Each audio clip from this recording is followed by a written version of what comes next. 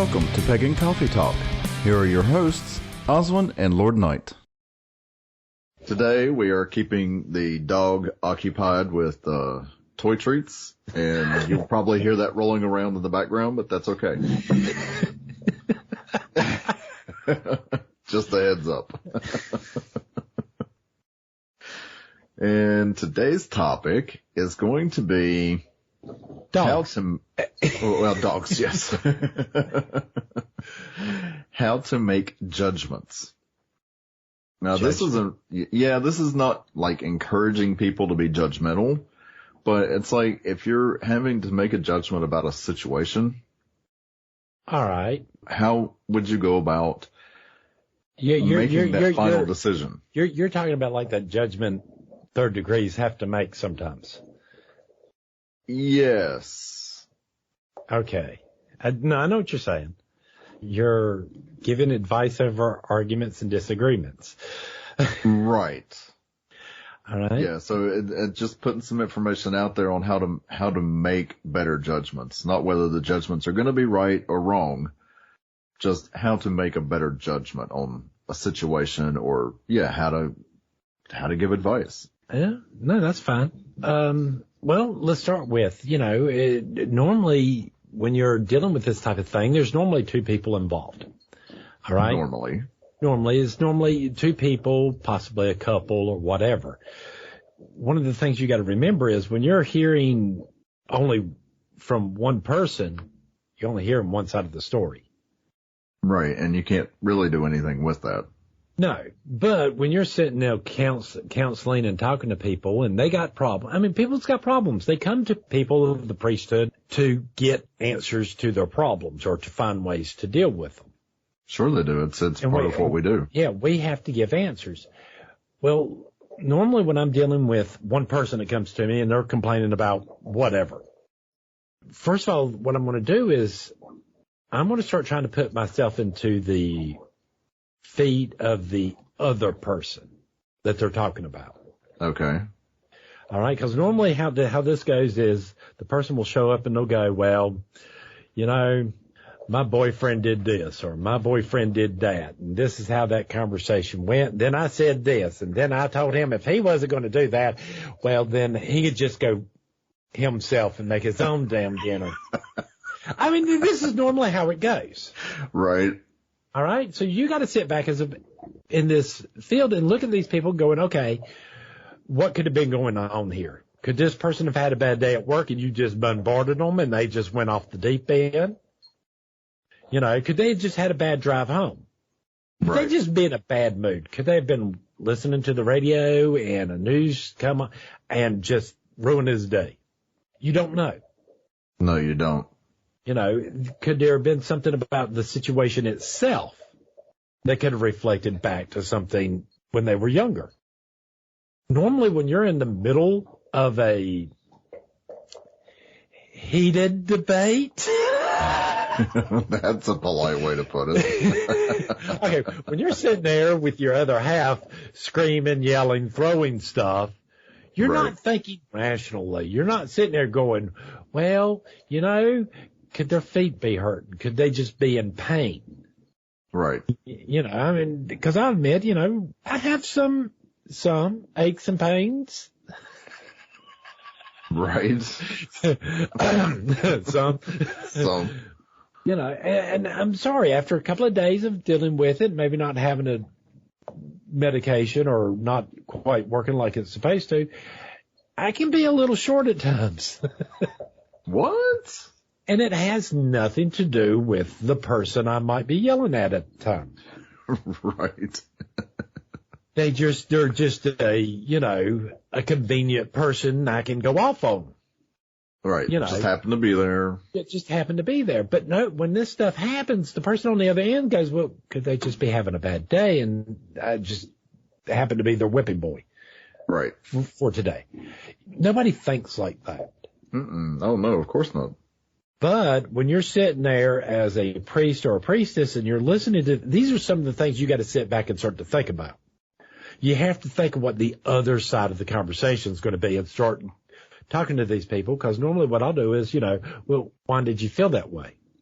And this is an actual serious question, Well, my husband made me dinner, but it wasn't, even though I laid all the stuff out and I was planning on making this dinner, he decided to try to be nice and do it for me, and he didn't cook it right. Because I'm an idiot and I didn't write down all the instructions that my husband has to use. So he didn't do it in a specific order, which makes it not taste as good. Right. So you're basically asking questions just to get to the root of the problem. Right. I mean, and I know this sounds, everybody's sitting there laughing, but I can see where this could cause an argument. Where it's, well, yeah, you should have done this and this. I've cooked this over 1,000 times. You've seen me do it.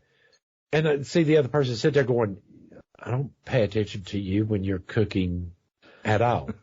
Right. I'm sitting here having a conversation with you about my day. I barely registered the fact that you actually have a frying pan in your hand. Right. Much less what order you're doing things in. It said, no husband in the world to any wife. Except for the simple fact of, I'm really not paying attention to what in the world you're doing. I'm still wrapped up into what in the world happened at work. Right. I'm trying to vent. I'm trying to vent. And normally, so I can see where a husband would come home, come in the door, and the wife hit him with something off the bat, which causes the big to-do things, even though we did have that book growing up. What is that? Men are from Mars, women are from Venus. Right. But these are the things you got to think about when you're actually hearing these conversations. Does that make sense? Right. So you, especially if you don't have the other party involved there to get their side of things, you have to kind of examine the situation from a different point of view. Right. I mean, and then you got to also ask your question, was this an appropriate level of emotional response to this? Wow, that's a tough question. That's a tough question because we all do it. We all sometimes give reactions in certain situations. It's not the appropriate response or attitude to have at the time. Right. It happens. You lose control. It just happens to be that last straw and you lose it. Well, in that time, you're not thinking rationally or logically or whatsoever. When you're a priest, you got to talk people off that ledge sometimes. So you have to ask them, okay, so why does this upset you so much? They said this.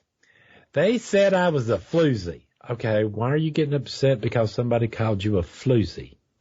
Right, we covered that in another podcast as well. Why are you letting that affect you? Why are you letting that affect you so much? But, why this particular phrase and not being called a slut or a whore? Right. What's wrong with floozy? Yeah, I mean. Could have been so much worse. Yeah, or is it because you are a floozy? Are you mad because somebody actually just called you out on your bullshit? Right. So this has to be a question you actually have to get around to asking. You got to be a little bit tactful. Well, why did it make you feel that way? How did that make you feel? Right. And how would it made you feel if he would have came in and instead of being bombarded by you was able to look at you going, my boss just chewed me out over this. That wasn't my fault. How's that going to change your reactions to? How's that going to change your reaction to the conversation? You're mad because he exploded on you walking in there, but Bob screwed up at work and blamed him. Right. And blamed Ted. Now Ted's sitting at home with his wife, and they're like throwing knives at each other because the wife came in. Well, did you not pick that up at the grocery store on the way? Now I can't cook dinner, blah, blah, blah. At no time did anybody sit there and go, okay, why are you yelling at me because I didn't go to the grocery store? Why did you forget to go to the grocery store? Because I had this upsetting thing that happened to me right before I left work. But that ain't the way we have a conversation. Now, is it? No. If you're having conversations like that, you're the exception. Oh God, yes. Normally how this goes is you come in for work, you've had a bad day, your wife gets on your case, you snap at your wife, you go storming up into the basement and have a beer and calm down. Right. She's upstairs still plotting your death for the next 2 weeks. Right. Slamming pots and pans around and. Right. And then the guy goes slamming back doors and doing whatever else. Then the guy comes back, then the husband normally comes back up and tries to make peace, but the wife ain't hearing it. And before anybody says anything, we're not being chauvinistic. It's a stereotypical situation. It could apply to the other way around, and it could apply to same-sex couples.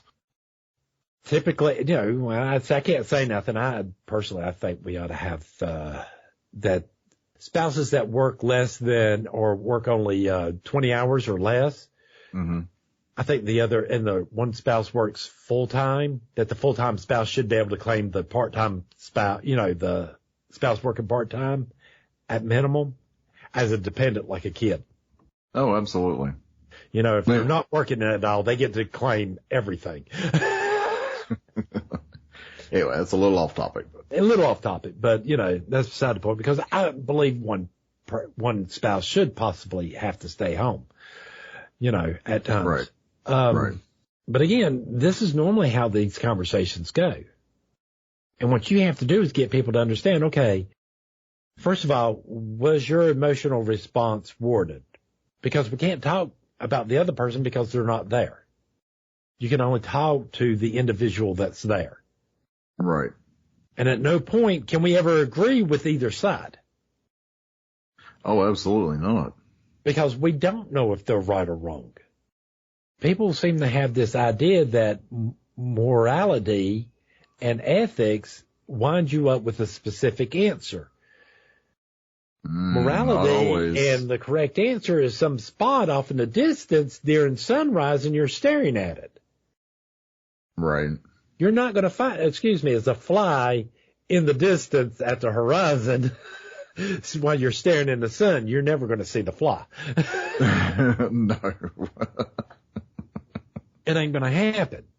That's ethics and morals. None of us really know what's wrong or right. We can just say, okay, we know if we do these behaviors, typically a society can get along with one another. Right. Not everybody. You can never make anybody 100% wrong or right. You ain't going to ever make anybody 100% happy all the time. No. But pissing people off is going to be a lot easier. You're right.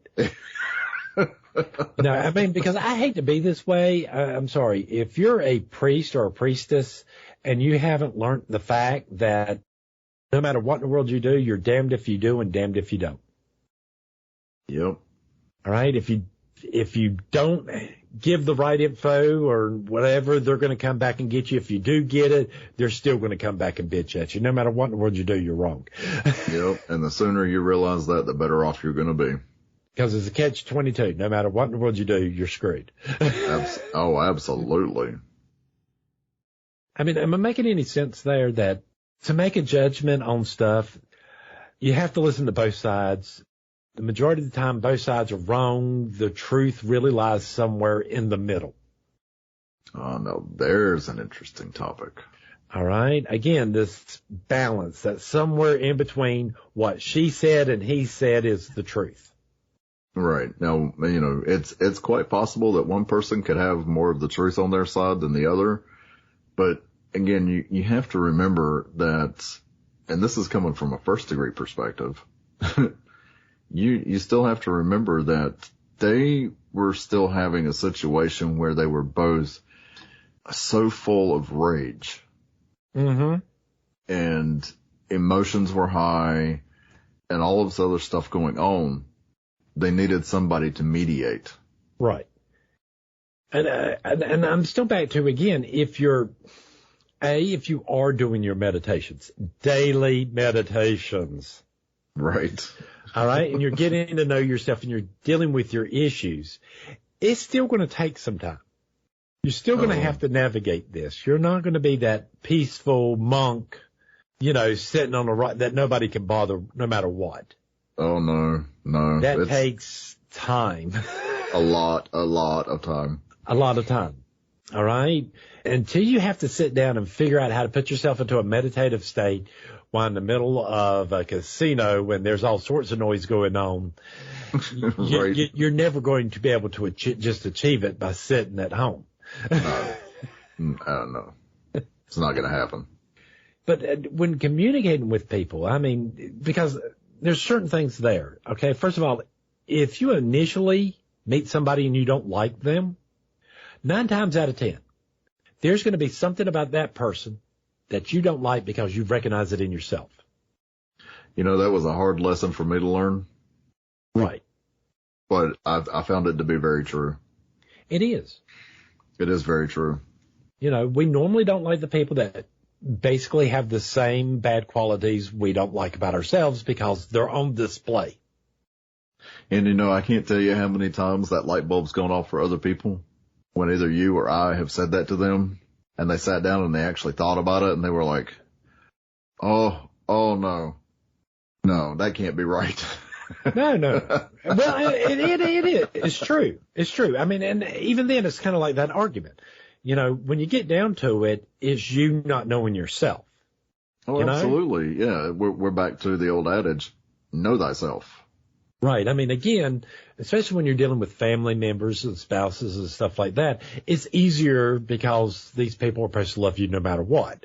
Right. No, never go to bed mad, just go to bed.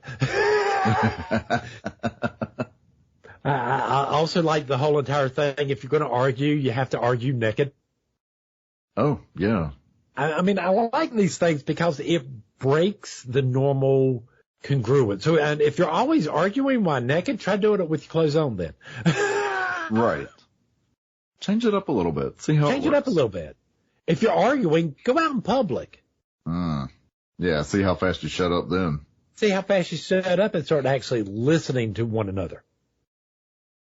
And don't get me wrong, there's some people out in public that'll do that. You know, if you're going to argue, if y'all get mad at each other, look at each other and just go, I'm getting mad, I'm walking off. Right. Agree to where in the world y'all can, again, like the safety word, if you're getting too emotionally mad, you should be able to look at them and go, snozberries. Right. And then whoever says snozberries first, everybody that stops it. Y'all just stop talking. Right. It stops everything and you go your separate ways for a little while. And cool off. Right. Cool off. That's the whole idea. Cool off. Cool off. All right. And people keep on looking at everybody going like, you've lost your mind or stuff like that. But yet nobody ever wants to do the work. No. You know, the more you know yourself, the more you understand, okay, the reason I always get upset because of meatloaf, because we happened to be having meatloaf when I found out my dog died. Right. Compared to, no, I don't like strawberries because you know what? Every time I've eaten strawberries, I keep on getting sick. Right. Well, I don't There's know. a difference. Could it be that you ate a bucket of them? Well, either way, there's a difference. One's a physical reaction. One is a mental trauma. Right. But either way, you got to know the root of the problem. You got to know the root of the problem. You know, quit eating that many, you know, that's more of a question of self-control. If you cannot control yourself, that you can't stop eating a bucket of strawberries before you get sick. Right. Like, hello, let's use some common sense. I can't say nothing. When I was a kid and I'd collect up the blackberries for Grandma. Yeah. You sort of lose track of how many of the blackberries you ate instead of putting into the... Well, yeah. But there's a difference when you're, 6, 7 years old doing that. And right. And when you're 20, and when you're 25, 20. something like that. Yeah. But again, I mean, if you're asking yourself, you know, why you suddenly become completely emotional over something, normally there's a trauma there that you're just not looking at, that you associate with this event or thing. Right. And it's, again, everybody's problems are normally caused by themselves. Your problems are your problems, not my problems. Right. That's, well, I mean, I know at Life Temple, that's one of our core teachings. Right. You've got, it's not just being responsible for yourself. It's if you've got an issue, it's most likely your fault.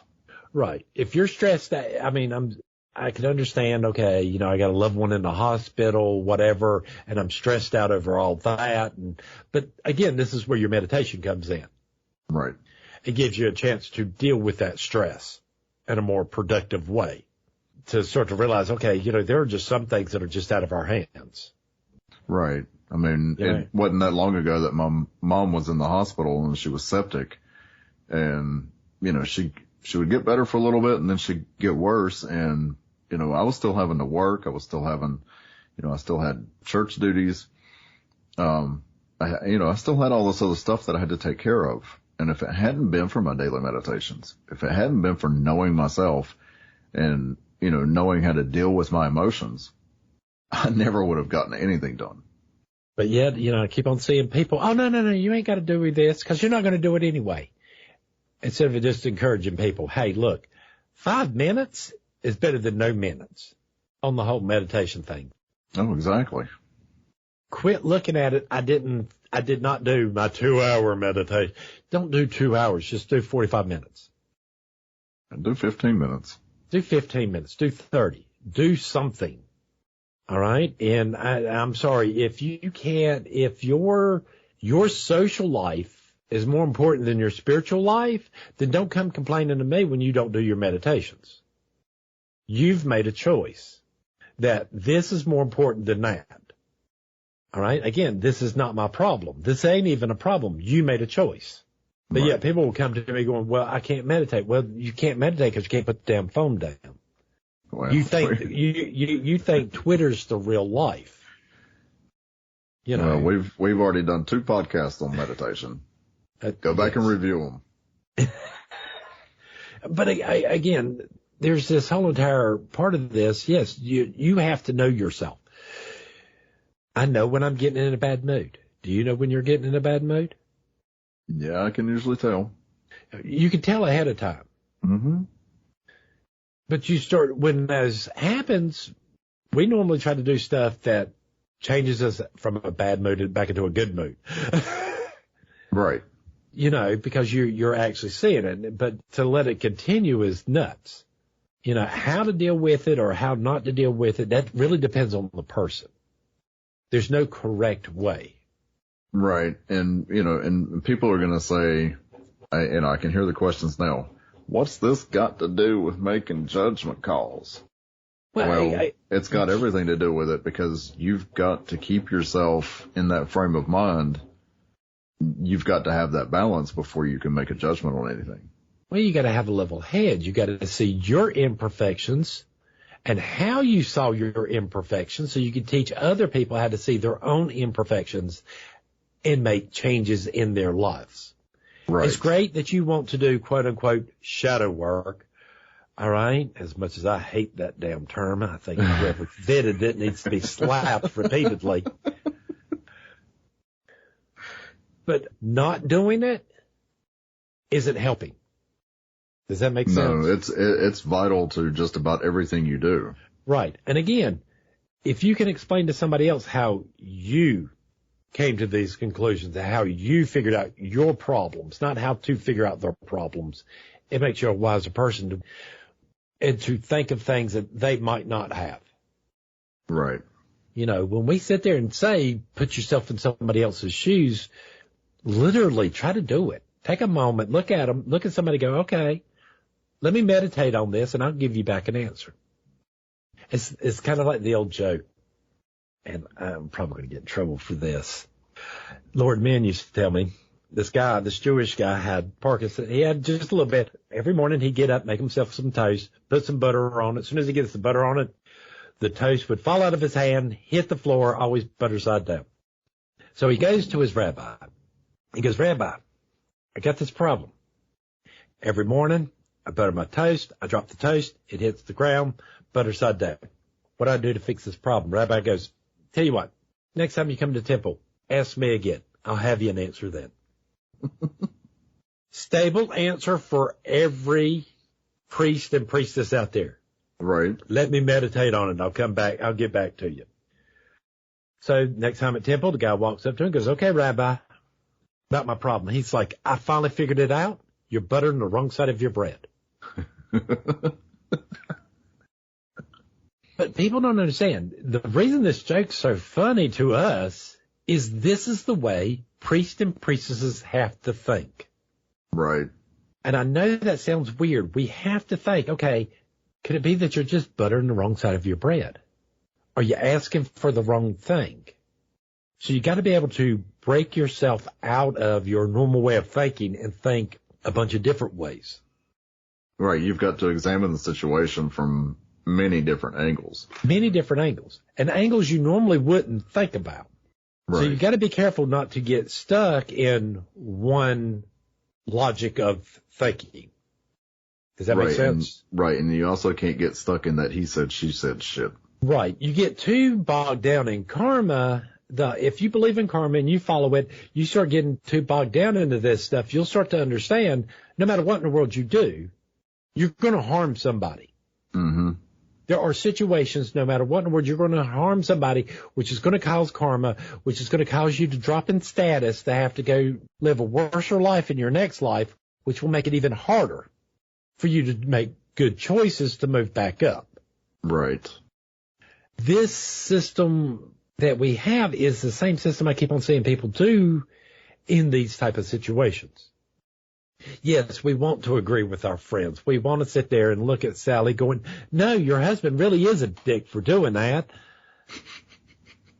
The fact that you live in a 3-bedroom house with 2 cars and, a maid, and you don't have to work and you homeschool your kids, and y'all still go to Disneyland every year has nothing to do with it whatsoever. Not a thing.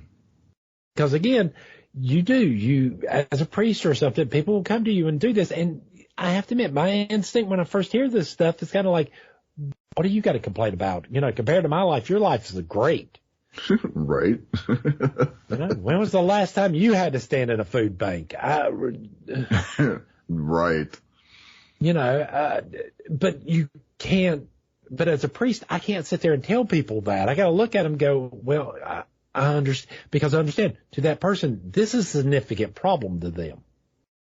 Well, to me, it might look childish and stupid, but if you're upset enough to where in the world you have to go seek out counsel from a priest or a priestess, my assumption is this to you has become this big ass problem. Right. And good for you for seeking out help. And good for you for seeking out help when you couldn't. Yes, the answer you might get is meditate for 2 days and call me in the morning. It might be, but you know what? Do it. Do it. Do it. Come back and talk to us, and you never know what you might figure out.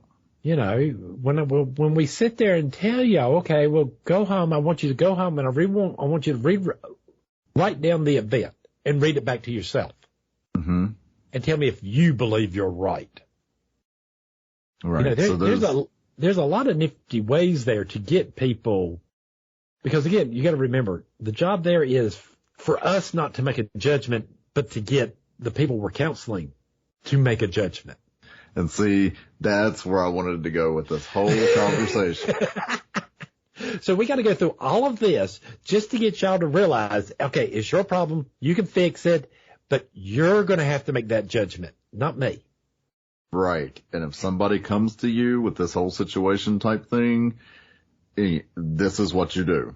Right. Because again, my thought there is, first of all, if they're going to come to me, this means they feel guilty enough about the conversation. So might be a little bit of guilt there to where we can get them to realize, no, you're not completely wrong, but you're not completely right. And you have to concede those points.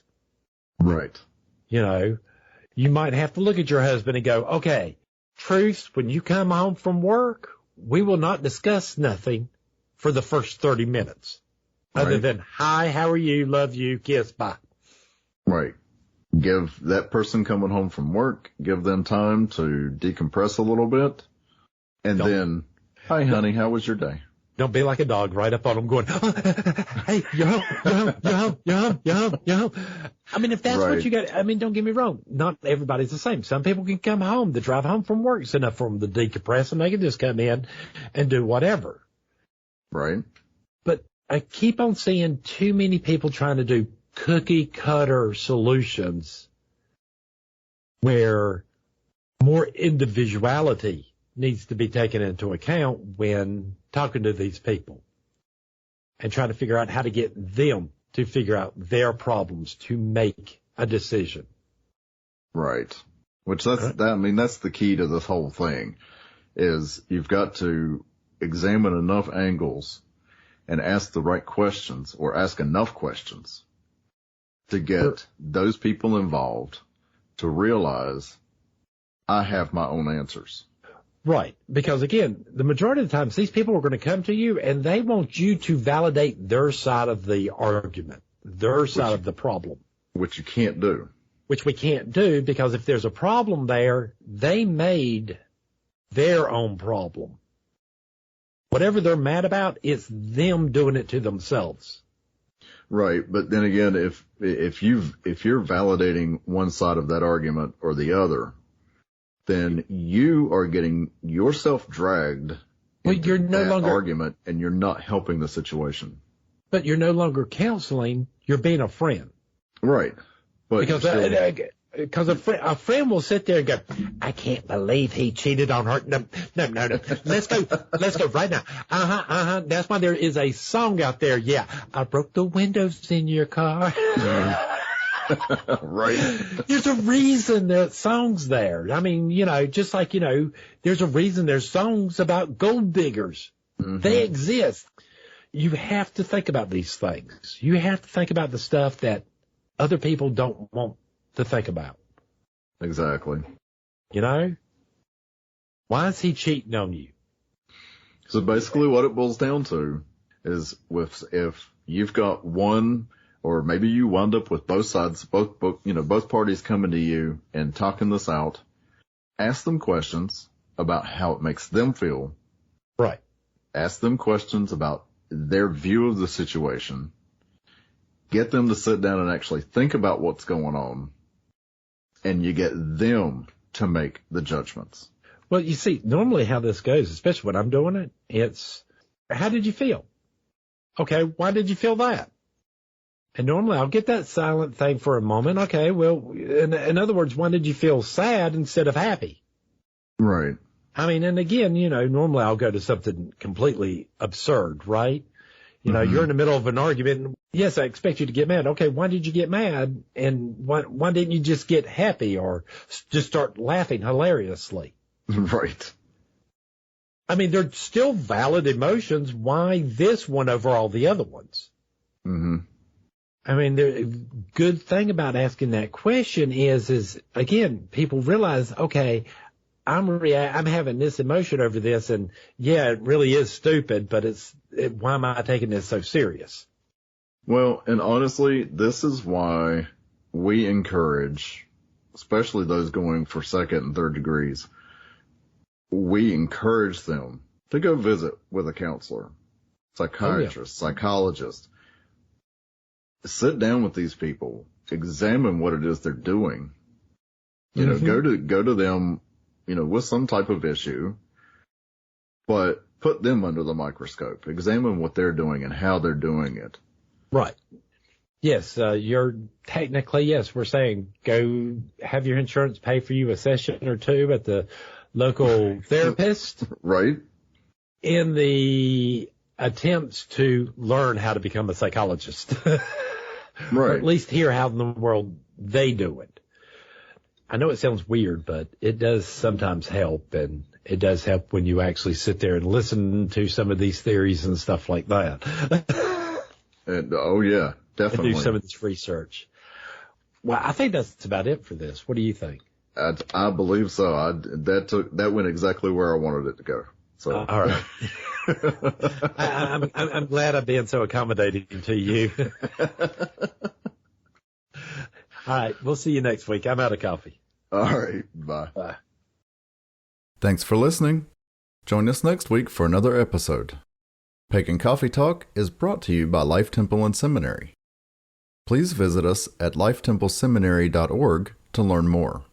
You can also find links to all our social media, Facebook, Twitter, YouTube, and Reddit. We travel down this trodden path, a maze of stone and mire.